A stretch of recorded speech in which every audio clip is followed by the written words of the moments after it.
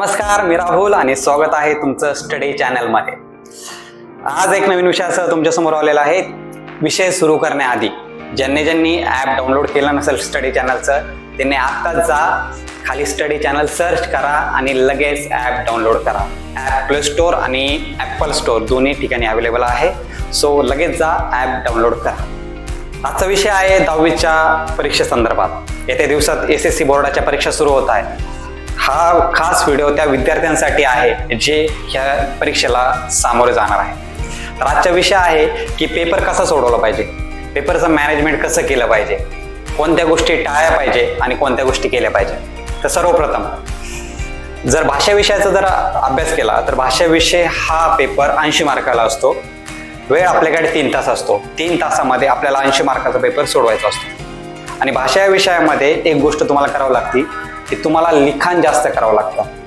तर अशा वेळेस काय करायचं भाषा विषयामध्ये, प्रथमतः ज्यावेळेस तुम्ही प्रश्नपत्रिका तुमच्या डोळ्यासमोर येते त्यावेळेस प्रश्नपत्रिका व्यवस्थित आपण वाचली पाहिजे। चूक अशी होते काही वेळेस की प्रश्न आपल्याला आपण व्यवस्थित समजून घेत नाही आणि आपल्याकडून उत्तरं चुकीची लिहिले जातात। तर त्या गोष्टी आपण टाळल्या पाहिजे जेणेकरून आपले मार्क्स वाया जाता कामा नये। दुसरी गोष्ट आपण केली पाहिजे की ज्यावेळेस आपल्याला पॅरेग्राफ मधून उत्तर लिहायचे असतात तर अशा वेळेस प्रथमतः तो जो पॅरेग्राफ दिलेला आहे तो काळजीपूर्वक वाचला पाहिजे।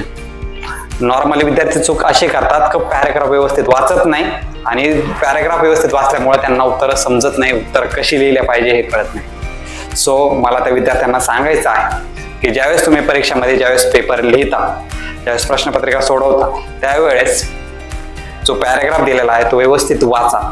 मराठी विषयाचा असो की इंग्लिश विषयाचा असो व्यवस्थित वाचा, त्यानंतरच उत्तर लिहायला सुरुवात करा। पॅरेग्राफ न वाचता उत्तर लिहिण्याची सुरुवात करू नका। काही विद्यार्थी डायरेक्ट काय करतात, डायरेक्टली प्रश्नाकडे जातात। तसंही केलं नाही पाहिजे। आपण पहिल्यांदा सुरुवातीला पॅरेग्राफ व्यवस्थित वाचला गेला पाहिजे, त्याच्यानंतरच आपण प्रश्नाकडे गेलो पाहिजे। त्याच्यानंतर पत्रलेखन, व्याकरण ह्या सगळ्या गोष्टी बारकाईने आपण याचा अभ्यास केला पाहिजे। पत्रलेखन वेगवेगळ्या प्रकारचे पत्रलेखन येतात, ते कसे सोडवले पाहिजे त्याचा विषय व्यवस्थित आपण वाचला पाहिजे आणि त्या विषयाच्या निगडीत पत्र आपण लिहिलं पाहिजे।